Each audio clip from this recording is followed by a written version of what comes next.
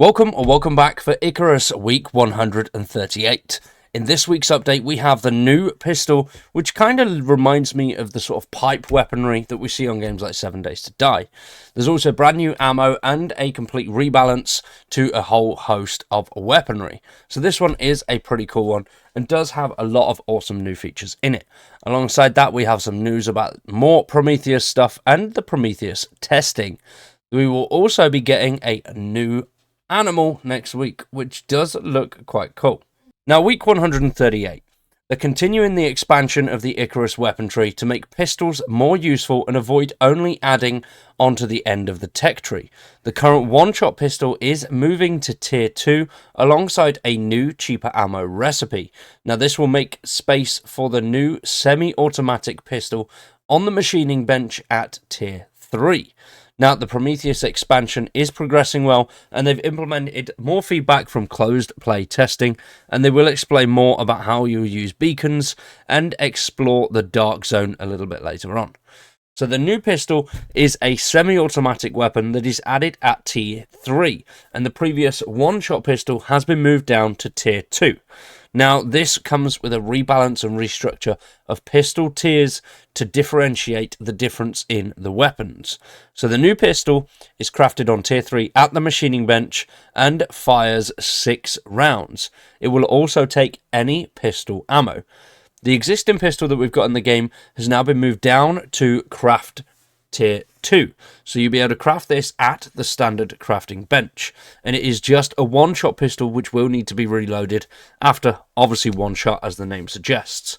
And it's also accompanied with a new simple ammo type called crude pistol ammo, which is much easier to craft but does come with a trade-off of less damage per shot.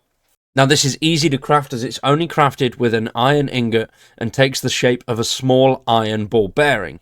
So pretty easy, similar to what you'd see in sort of flintlock pistols, and the ammo can be used in pretty much any ranged weapon and acts as a universal, cheap ammo, but without that stopping power of some of the high-powered specific ammo that you can craft later down the line for more specific weaponry. So kind of get that trade-off. It's quite cool. It's easier to craft, cheaper to use, but obviously it doesn't do as much damage as some of the specialist weaponry and ammunition that we've got used to.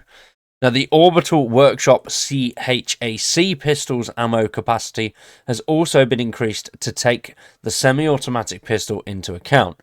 So it's worth purchasing that now, as it wouldn't have been beforehand, as it was only the 3-shot pistol. But now we've got this one, which is craftable, takes a hell of a lot more ammo, and you don't have to spend a lot of the exotics and your Ren to actually get it. Does make things a little bit better.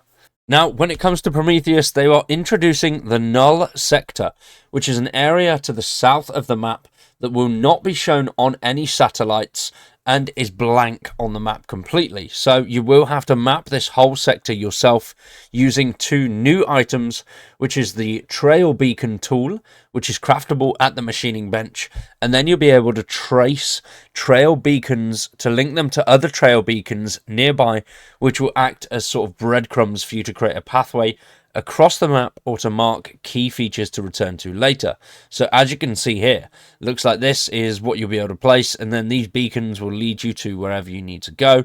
And obviously it's going to be quite mountainous. The terrain, it looks pretty much like the side of a volcano, so you are going to have to traverse this in a specific way to stop yourself getting your ass burnt to death and being turned to a crisp, which does sound pretty cool. And this is a very much end game part of the map. It's going to be difficult to get across. You're going to come across some difficult things in there, and they'll also be opening Prometheus up to testing very soon. They're planning on bringing out the Prometheus expansion next week, but they are holding on to it for a little bit longer as they found a few bugs and received decent feedback from internal and external testing. So the focus for those now is to get everything under wraps, make sure all of that testing is complete and things are working nicely before they do release it to the general public.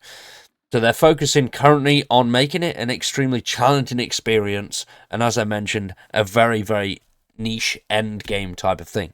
So it is going to be enjoyable for those who do want to push themselves into that really, really tough part of the game. And next week, they will be also adding a new creature. Now, this creature is currently in the game, but it's only available through a quest line that you complete on the Styx map. Styx, Styx, however you want to say it, completely down to you. I always get corrected. But I say Styx, I like it. It sounds better. On the Styx map. And the Dribbo is this creature here, which comes in 3 very strange variants. It looks like a weird cross with some sort of hippo, pig, frog thing, and a parrot. I don't know, but it looks confusing.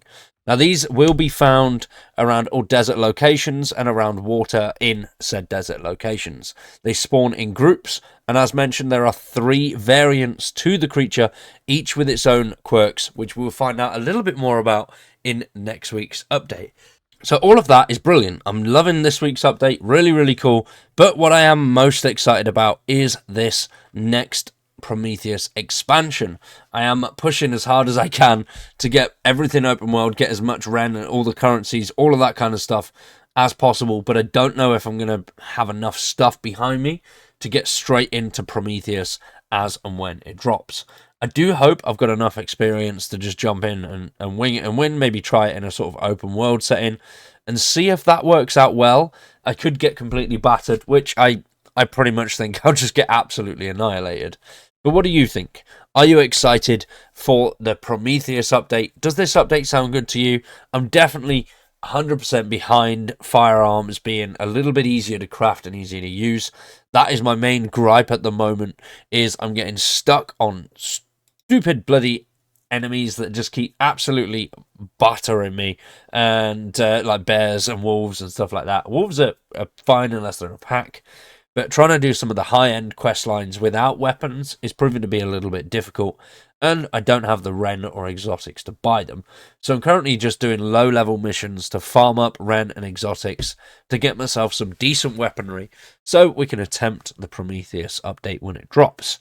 For now, though, we are going to wrap that one up there. Let me know your thoughts in the comments down below. For now, thanks for watching. Hopefully you've all enjoyed, and we'll be back next week with some more Icarus.